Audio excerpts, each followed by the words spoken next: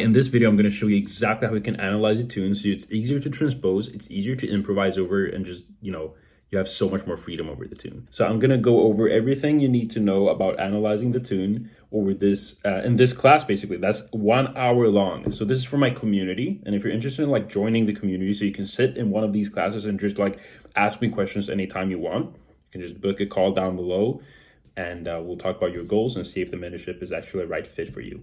So lean back, enjoy this class. See you later. Let's dive in. So I have like a thought of what we can do today because I had an interesting call today with a guy, Jim, inside of the community, and we talked about something that I was like pinpointed. I was like, that's something we could definitely talk about in the live call. What it is basically like how to analyze a tune by numbers and how to simplify that in a way so we can be a little more free.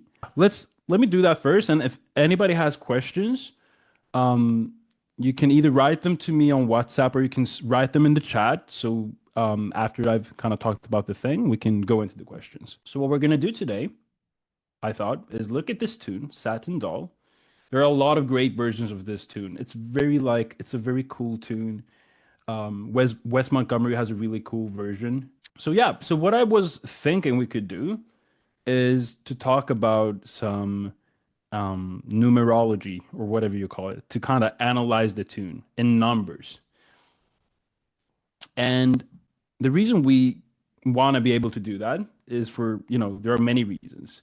One is to just be able to look at a chart and not, be overwhelmed. Because when we look at this, we might be like, oh, D minor G7, D minor G7, E minor A7, E minor. So we might look at like every chord like this, like chord, chord, chord, chord. And if you do that, then it's gonna be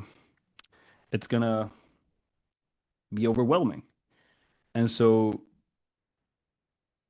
how we want to do it is to think about the numbers. So the numbers. And when I say numbers, I mean like, we've all heard 251, right? 251. We all know, what that is, but a lot of people they've heard 251, but it's like they still don't really understand what it is. But it's like, yeah, jazz, 251s. But it's like, do you know what a 251 is? Well, and then a lot of people don't know what it is. But the reason like this is important is because a 251 is just a 251, which means this is not D minor 7 G7 C. This is just 251. So this is key neutral. This is not in a key, it's just 251, right? Which means that if we're talking about if you can analyze a tune with numbers, you're not tying yourself to a key, which is a really good thing. You're tying yourself to think in numbers, which means that you could play this in any key because you're just thinking about the numbers. Well, it's 251 and then it's 3625, and if you're thinking more in that way, playing a tune and transposing a tune and even learning tunes like on the fly. If somebody's going to teach you a tune, like literally this is how it is. If you're going to a jam session and you're gonna play and you don't know the tune and they're gonna teach it to you in like 5 seconds, that's kind of how they use it's the numbers. Like it's 251 and then it goes 251 to 4 major and then it does that 251 to 3 minor. So that's usually how we talk. So it's a really good thing to just kind of start thinking in numbers. So that's kind of what I want to talk about today, to really like kind of dive into that way of thinking. And I have a system that we're going to follow, which is going to simplify it. And this is something you guys can do when you're going to learn a tune. Let's say you're learning any tune. This can be like the step-by-step guide in how you're going to do this. So the first step first step basically is whatever tune you're going to learn. there's always like a step one when we're gonna kind of analyze it, so we can look at the numbers, and even like when you're gonna improvise, you also want to be able to know like, okay, what formation do we play over this, over this? It's also part of it, so we can kind of connect those two. First things first, we want to know the key, and I've already written it here. C, and this stands for 1. Okay, so that's kind of the idea. So we're going to start with analyzing the different numbers in the key of C. When we have a tune in a key, like in the key of C, this C, like the tonality of C, is how we're going to count from. That's how we know it's a 2-5-1. Like a 2-5-1 in C is D minor G7 C. And it's because we're in the key of C, and the second note of the major scale is D, and the fifth note of the major scale is G, which is why it's a 2-5-1. So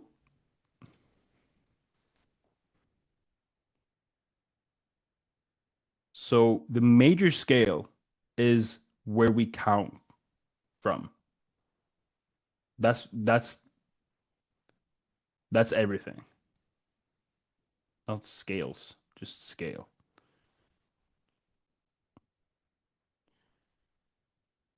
There we go. So major scale. So before we're gonna kind of analyze the tune, what we're gonna do is we are going to see what are the different, notes. What are the notes we have in this key? So C is 1. So if we just write kind of, let's do it like this. Oh, sorry.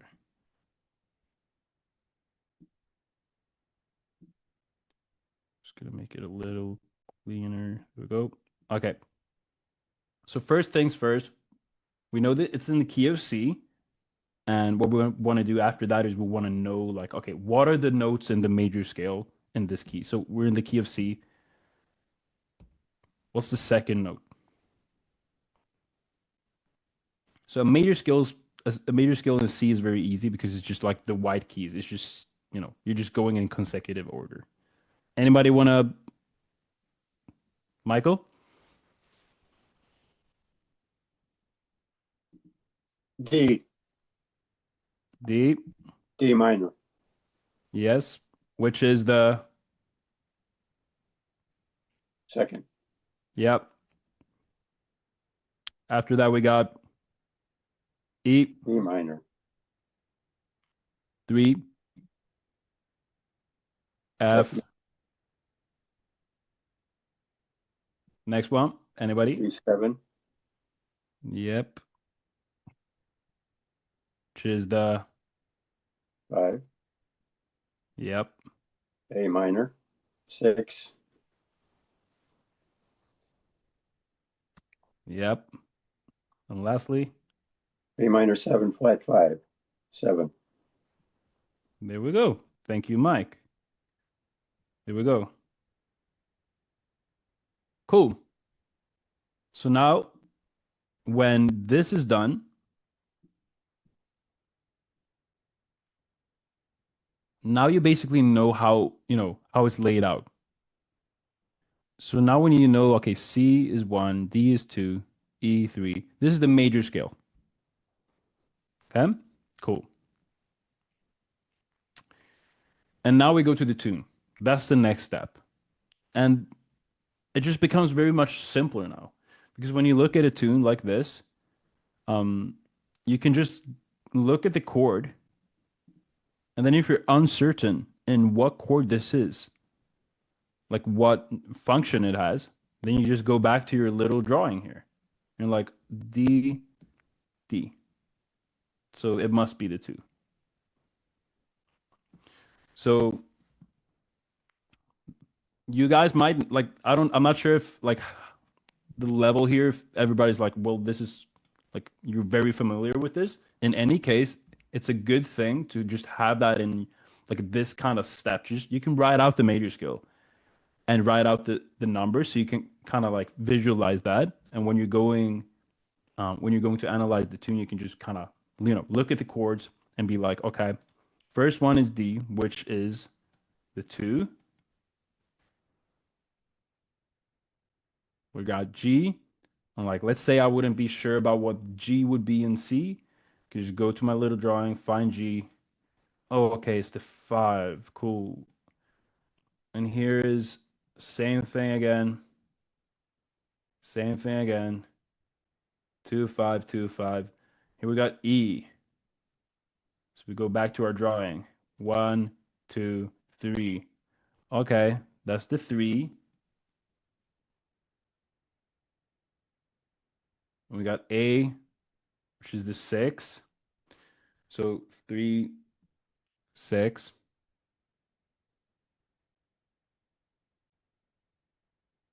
Same thing here. So we're doing the same thing here.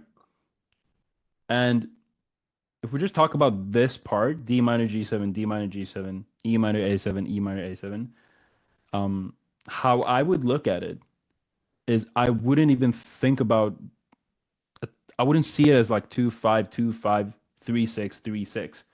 I would think about it more as in, especially when it comes to improvising, I would do something like this. I will be more just 2,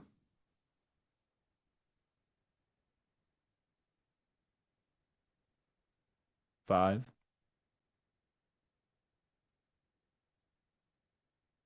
3, 6. So this is how I would think about it. 2, 5, 3, 6. That's kind of the simple way. And this is very like when you think about it like this, it just becomes a little more simpler to improvise to. We're not thinking D minor G7, D minor G7. We're just thinking D minor, G7, E minor, A7. Kind of. D minor, G7, E minor. Let's do this one. A7. So it's like it just simplifies it. Um yeah. And this way of thinking is exactly how you want to think when you improvise too. To just simplify um and just look at it. Okay, this is D minor. In terms of formations, it's even simpler because now you're just thinking D minor, D minor.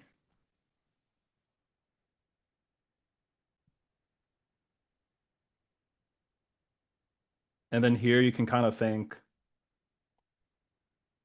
in terms of improvisation, E minor A7 and the key of C, right? So this wouldn't be E minor formations. I would play G minor formations here.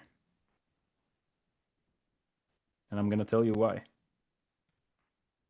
G minor, G minor.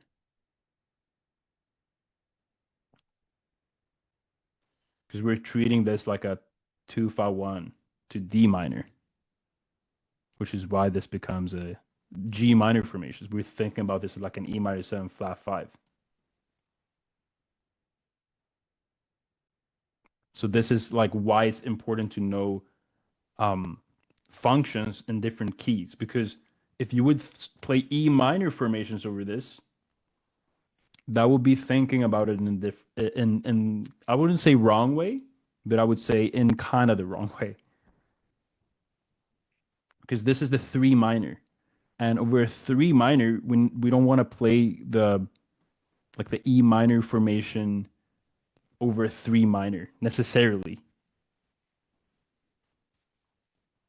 In this case, when it's an E minor 7 going to an A7 in the key of D minor, it's like a minor 2-5-1 to D minor, which is why we're thinking D minor, and then we go to G minor, formation wise, when we're thinking in formations. Yeah. Cool. So let's go to this part and let's have somebody who wants to just, yeah, what do we have here in terms of function? What's happening? Anybody? A minor D7 in the key of C.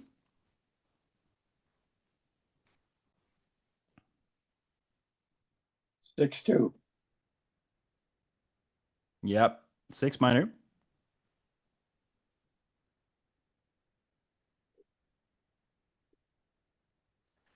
We got a 2.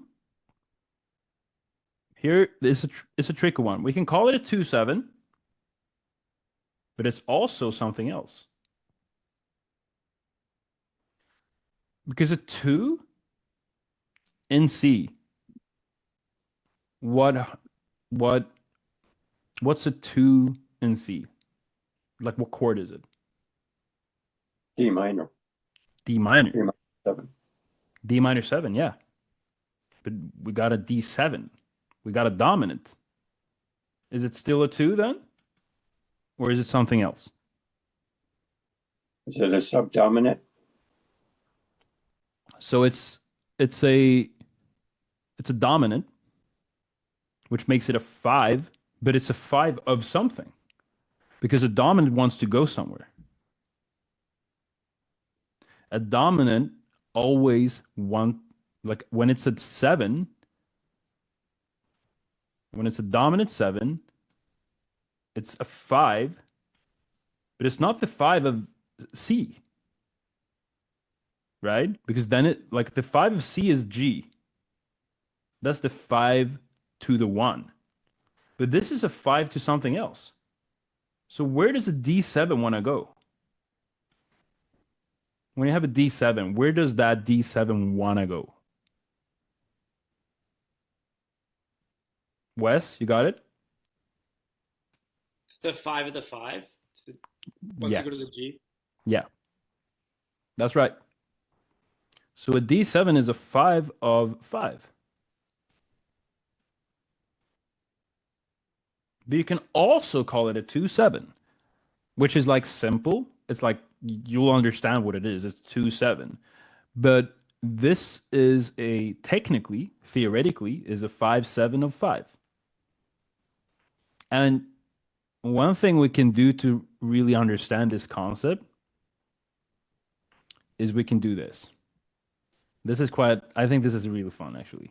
And this might really get you guys to really understand like how dominant chords how they work. Because usually when we see a dominant chord in a key that doesn't make sense, it's like a random dominant chord. It's usually not random because it's like a 5 of something. And that's how that kind of in Sweden we call them middle dominants. What do they call in English? Middle dominance? Not middle dominance, not subdominance. Anyway, so what we can do to really understand this concept is do this. So we got C, which is our home key. And we're thinking dominant chords, right? So I'm doing this. A little arrow. We got C. The dominant of C is G, as we said. So this is the 5 of 1. 5 of 1. Now, if we go back another arrow, we go back, do this. Can we do the exact same thing as we did before, right? So, as we said earlier, what's the 5 of 5? Well, it was the D, right? So that becomes a D7, which is then the 5 of 5. So here's C. The 5 of C is the G, 5 of 1. And then we have a dominant that goes to G, which is the 5 of 5. And then we can do this again. So what's the dominant of G of D? Anybody? A. Yes, sir.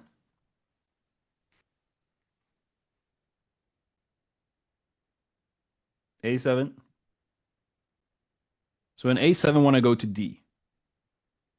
So what function does an A7 have? What's the A7 in the key of C? A 5, 7, 2.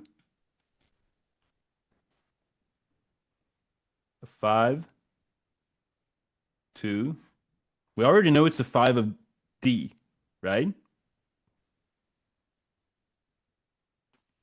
Would that be the 5 of 2? Yeah.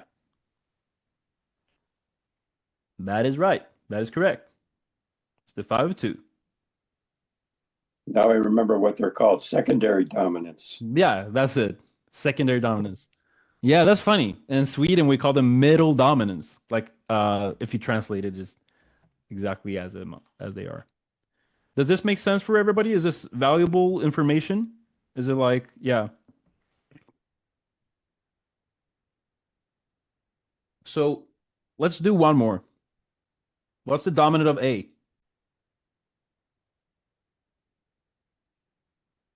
What chord is it that want to go to A? E. Yes. And this is interesting because I think all all of you have heard All of Me, right? The tune. Da da do do do do do do do do. What happens with that tune? Well, it goes C major, C6, da da do. 1, 2, 3, 4, C6, and then it goes E7. E7. This is All of Me, the tune. So we can already see that this is a 5. We already know then it's a 5 of 6, right? Because the A is the 6. So an E7 is the 5 of 6. And like all these chords are like happen in every key. In a lot of tunes. Let's do the last one because I really want this to be ingrained in you guys. What's the dominant to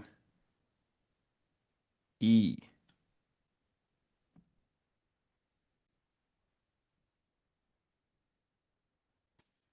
B. Yes, sir. Good job. We got B7.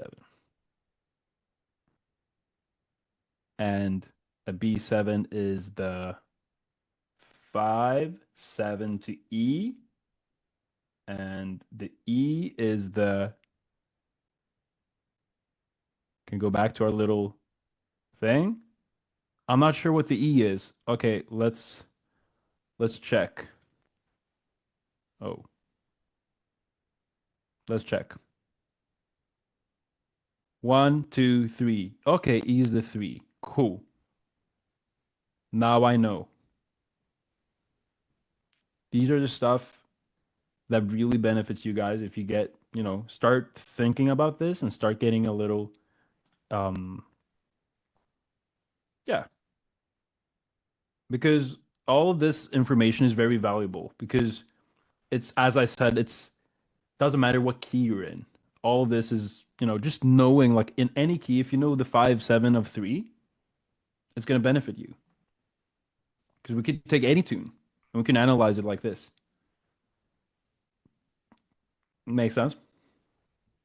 Anybody having any questions? I just have a question. You might get to it later, but Yeah. I would like to hear more about, because I'm still kind of in the beginner area of the formations, Yeah. to see how you would use the formations over these subdominants. That's quite interesting to me. I haven't heard of this before, so yeah. Okay, cool. Yeah, that's definitely something we can talk about. Yeah, that's a hot topic. I think that's a really good topic. Thank you, Wesley. So I'm gonna get into that. I think that's a really cool thing that we can talk about. So let's just kind of wrap this part up about the dominant, like the secondary dominance. Um, we started at C. The dominant of C is G, 5-1. Dominant of G is D, 5-5, and so on. Dominant of D is A, which is the 5-2. No, and then you keep going like that. This is very valuable. Cool. All right. Let me erase some stuff.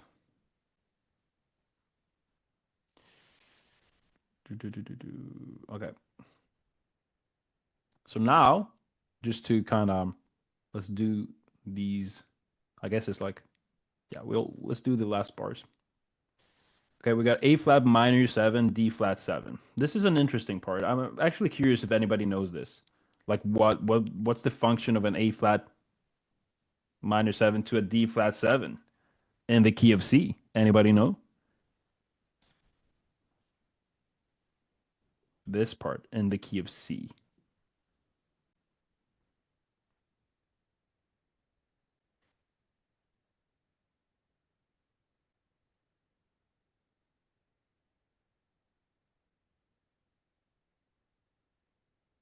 So what happens here is we're doing something called a tritone substitution. And that is like something that, yeah, it's actually not that, it's not a difficult thing. But what it is we're looking at this chord, the D flat 7. And if we look at the D flat 7 and we're going to analyze that, it's a sub 5-1. This D flat 7 is actually like a D, it's like this is a 5-7-1. So the function is 5-1. The function is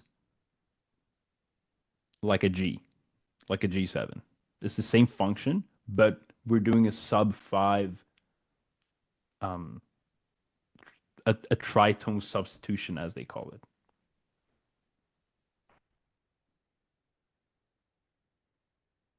Tritone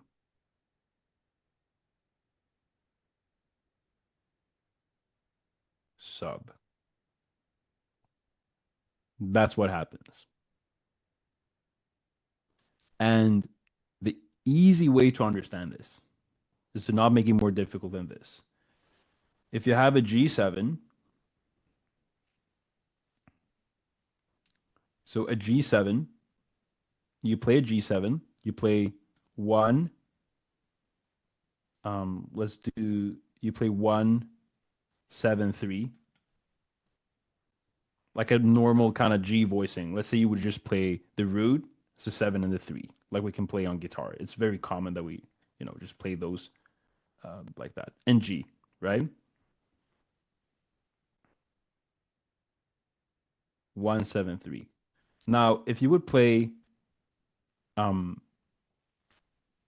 if you would just change this, which is the 1, which is the G, right? This note, you will change this note to a D flat instead. So you go up a tritone, right? That's what you do. You go up a tritone. This 1 becomes a D flat instead. But you keep these notes the same.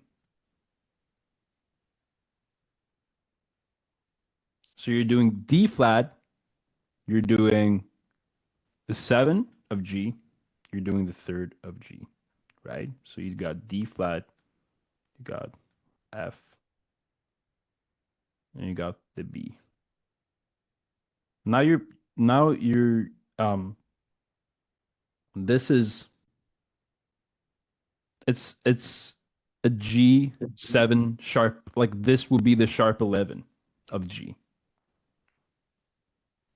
And it's just a dominant chord that's, that you can use over in the key of C.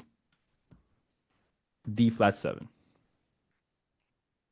It's D flat 7 as well as G7 sharp 11. So they're related in that sense. And this A flat minor is just we put a 2 before it. So it's called a related 2. So to any dominant chord, you can just put a 2 before it. So if you have, even if we go back to this, if we put a 2 before this, what do we have? A 2 before a G7.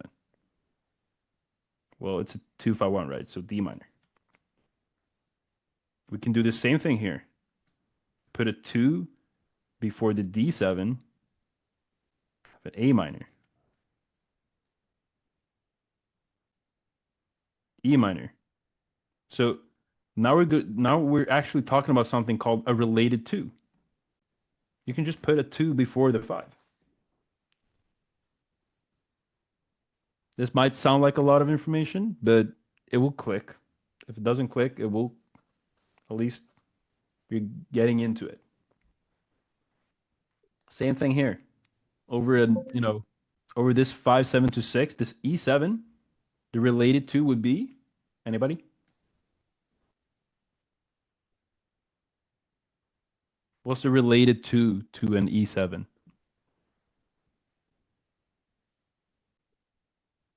B. B minor, right? B minor, E7. And so on. So that's exactly what happens here. So it's a related 2 to this 5. That is a tritone sub to 1. And it's not more hard, like if you want to know, like, oh, is that a tritone sub? You just look at where the 1 is, which is C, and a half step up from C. That's where the tritone is. That's where it lives. So in this case, the D flat is half step up from C.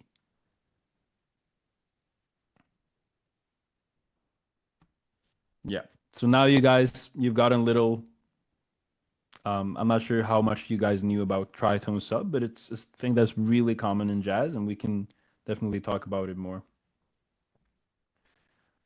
Cool. And then we have the 1, of course. And then we have the F7, which is the 4. In this case, I would just call it a 4, even though it's a dominant, which might sound a little confusing. But in this case, it just works as, it's a 4, but it's also like, it's the same thing here, right? As here. It's chromatically going to the E7, which is why we can play in, like you could play an F major 7 here too, theoretically. But a dominant resolves so good when it's going down. That's why we put an F7, C major 7, F7, E minor. Dominants are very flexible. They're very flexible. You can put them in so many spots. And usually when you see a dominant, you either see a dominant going to a 1, like F7 going to a B flat, or an F7 going to an E minor. If it goes to an E minor, it has that tritone relationship. But if it goes to a B flat, it just has a 5-to-1 relationship. Make sense? And then, so 1, 4, 3, 6.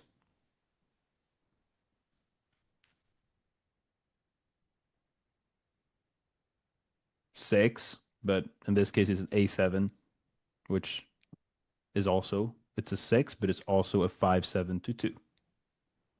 So it's, yeah.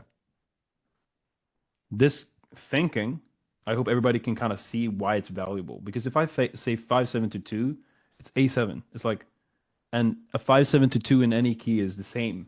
It's the same, like everything is just, it's the same thing. And once you get comfortable with this, transposing will be so much easier. Um, yeah, cool. See how much time we have. Oh, time flies by fast, guys. I hope this was valuable. I think this was like a little different from what we usually do. I really do like kind of doing presentations, so it's I hope you guys think it's valuable. I know it's a lot to cram in a short amount of time, but I think it's good to like um talk about. So let's see. Let's see. So Wesley had a really good question there about like how do we actually improvise over secondary dominance? Um, I think that's very valid and good question. So what we can do is I'm thinking like how let's see. So in the key of C,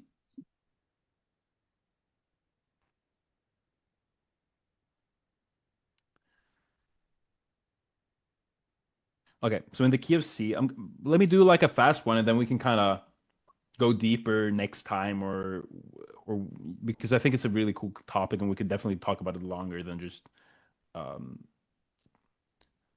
so how are we gonna do this? Let me think.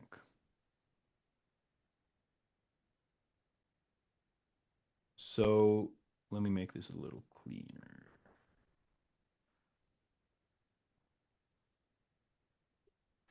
So as I talked about, having kind of the knowing the different um functions of a scale, like knowing as we talked about, kind of the C is the one, D is the two, E is the three, F4, G5, and so on, will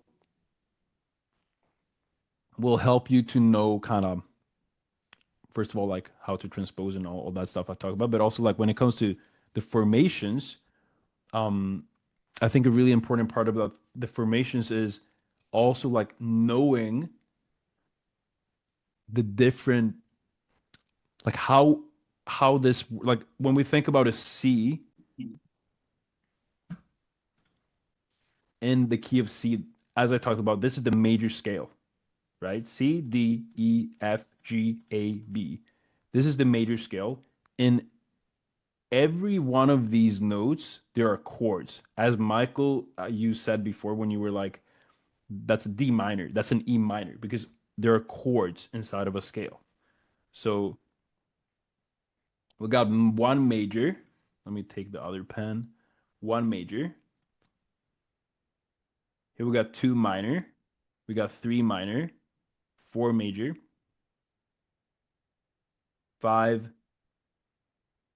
seven, six minor, seven minor, seven with a flat five. All of these, like a two minor, um, that's the D minor, right? And when it comes to the formations, we know that like a D minor, we play the D minor formations. Like that's kind of like the main character of the formations to play like over the two minor when it's because we play a lot over 2-5-1s and just knowing that okay over the two minors like D minor formations, that's awesome. um D minor, and then we have three minor,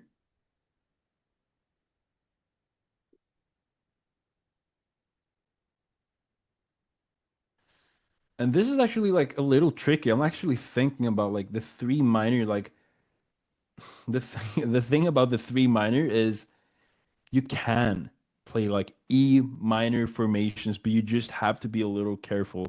People have been pinpointing this in my YouTube channel too. Because I've been like, I think you can play the E minor formations over the three minor, but you just have to be mindful. You just have to be mindful of what notes you're gonna play. Because There are some chromatic notes. There are some notes that won't be in the scale, and that's kind of like the only thing that you um have to think about. What you can do over a three minor is you can still play um you can because this E minor is the same thing as the one in a sense. They are related. So you could basically play like an you can play like an A minor formation over the three.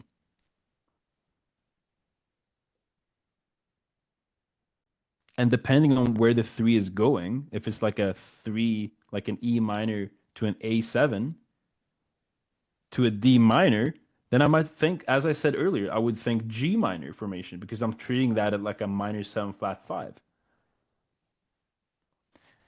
So it's like that's when this becomes a little more, I wouldn't say confusing, but it's like it's a little, we need to have the theory knowledge down to be able to really pinpoint what formation do we play over this. So we can just kind of know the different routes we can take, if that makes sense. So I would say you have E minor, you can play A minor,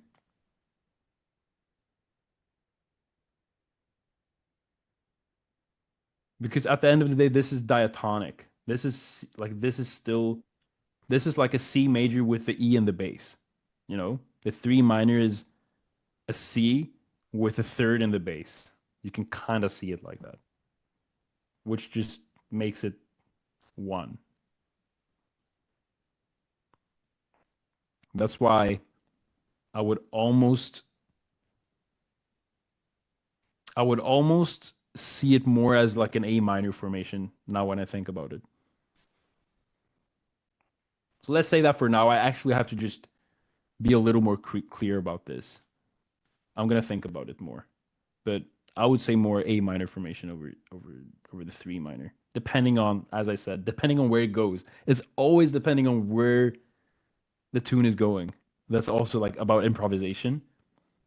It's always going to be about where the tune is heading. So it's difficult to just give an absolute. I notice in this case. Here, F major. This one is quite straightforward actually. That will be a D minor. And that's just going to the relative minor. And as you see, it's kind of repeating. C. If we know what we can play over C, we can play A minor over C, right? Because we go into the relative minor.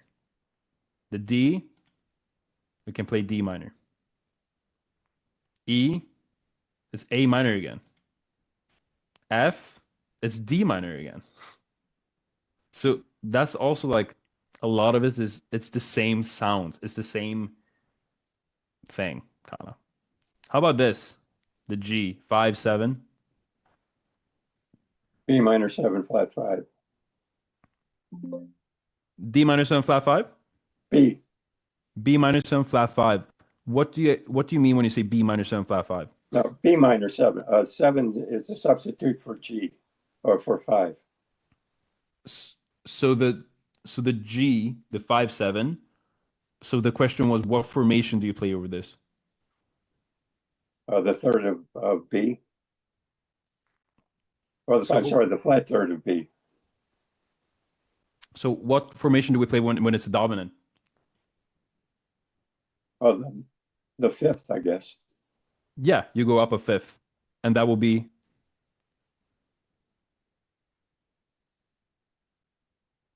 D minor again. there you go. Awesome. But within the diatonic scale, B is a substitute for G. Could you do something there? Oh, you mean like thinking about this as a B minor 7 flat 5? Right. Yeah, you can. But a B minor 7 flat 5 is also a D minor formation. Yeah. So it's you can think about it if you want to, but I think it's easier to think the minor formation. So yeah, and here of course A minor, and at the end of the day, B, as you said, B minor 7 flat 5, we go D minor. So if we just look at this major scale, there are two formations total. So this is like the first piece of information that is very important to know. To just how do we use the formations over a major scale? And I realized this was the only one that I was like, oh, what do we do? You know, you can play E minor, but I would say just to be theoretically correct, A minor formations because it's one. So in a sense,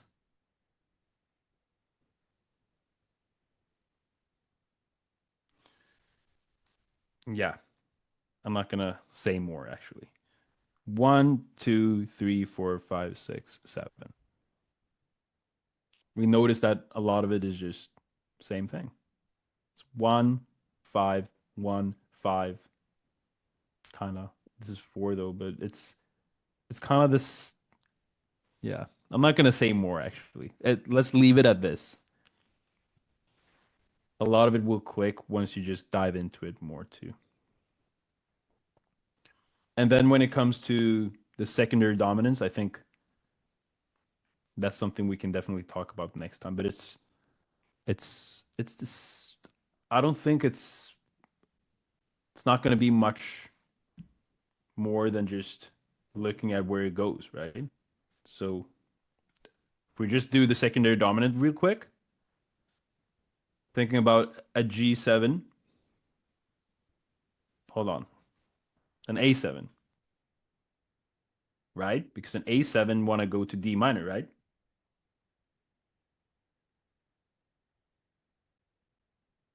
In this case, over the A7,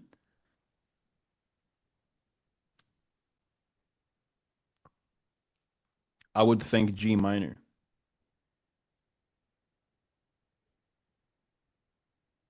I would think G minor formation.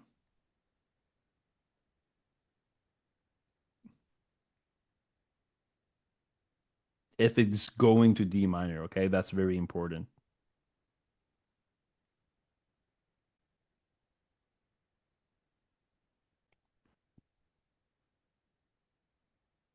And then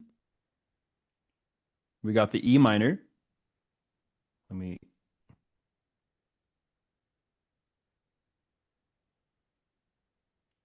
E minor.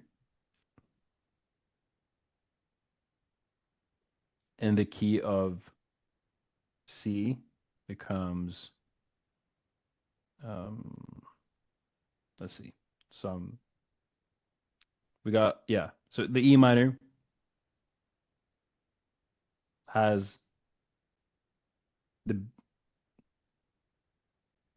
basically the dominant will be B, right? So it's a B7. And now, how do we think over this B7?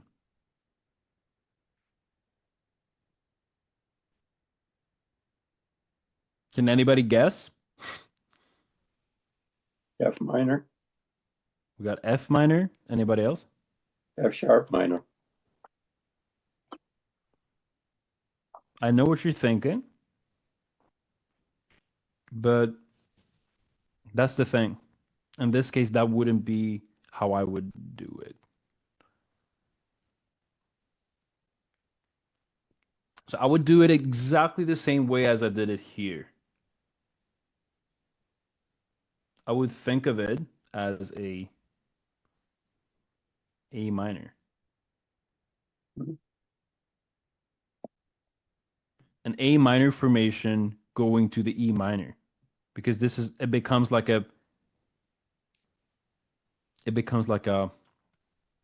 F sharp minor 7 flat 5 B7. And I don't want to make this too overwhelming because this is a lot of information, I think. I'm starting to feel that it's like multiple strains of information and like A minor over B7. Where does that come from? It's it's totally fine. And it will click, but it's just knowing that over a B7, that goes to an E minor in the key of C, then this becomes the rational decision. So we're playing the notes of, if we look at the notes of this, it will make sense. Because then you get all the right notes that you want. Yeah. And then,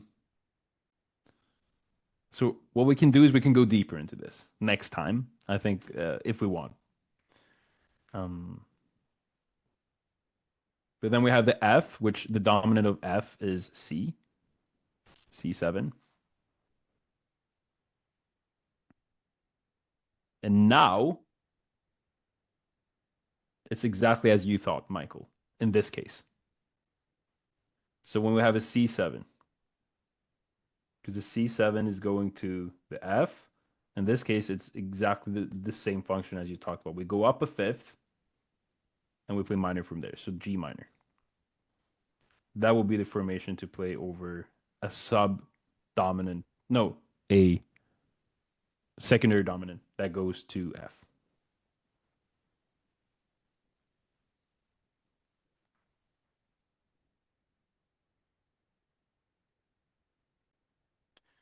Yeah.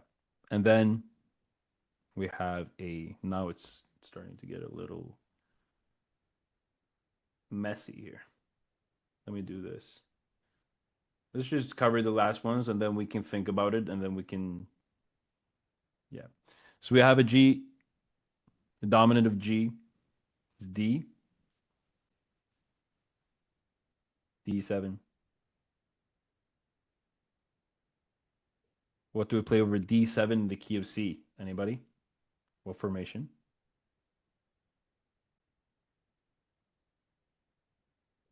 Will be A minor?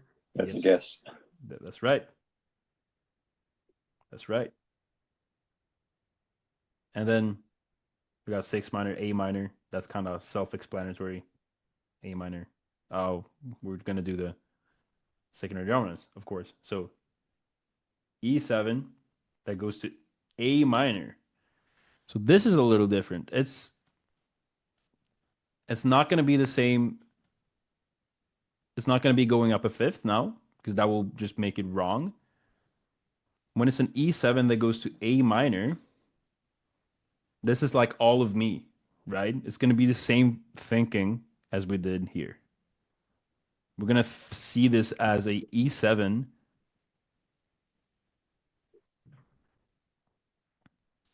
and it's an E7 that goes to A minor.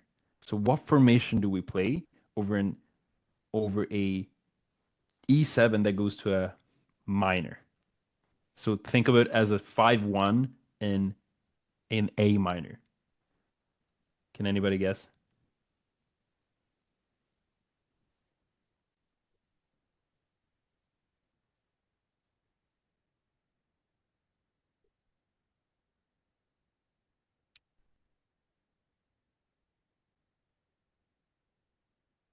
So just based on what's here, we got A minor, D minor. What can this be? D minor is the answer.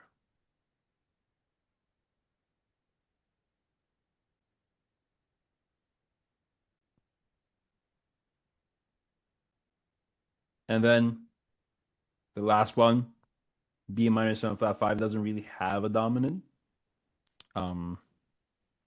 That's like a discussion in itself. But yeah. So it's D minor, B minor 7 flat 5. So that doesn't really have the B in a minor 7 flat 5 doesn't have a related dominant, as they don't have that. So it's a little messy, but I think you guys get the idea. And if you don't, the point isn't that you learn everything and just all this information is like now you know it. It's just like an introduction to this way of thinking and just theory. And I think it's good that we talk about theory. so we can get a deeper understanding of how everything is laid out and how we can apply the formations in different ways with this understanding. So before we end today's call, I want to really just answer any questions you have about this, so you don't go away feeling like, okay, what was this? Any questions? I'd like to see you continue it. Cool. Me as well. Yeah, that was great. Really? Okay, awesome. That that makes me relieved to hear. I was like, either this is like too messy and nothing, or it just is. I mean, it is some stuff, but I'm trying to explain it as simple as possible, and then we can just, the more we do it, if you guys like it, I'm happy to talk more about it. Um, so I'm gonna pinpoint that and see what we can do until next time. We can take a different tune, we can take a bunch of different chords, and we can kind of analyze it the same way if you guys like it, and we can see like, okay, what's the secondary dominant here, and I can actually play my guitar and show you guys some stuff and how just like secondary dominance, I can show you guys the sounds with my guitars too, so you can get it under your fingers. Awesome, guys. I think that's good for today. Some stuff to think about. You can also go back to this presentation, of course. Just looking at it in the community, recording, and yeah, and just like whatever questions you have, just write them to me, and I'll answer them in the next call. Cool, guys. So thank you guys for today. Do we have any last questions, or are we good to go? Cool. Great job, guys. See you. Thank you, Armin. Thank you, guys. Bye, guys.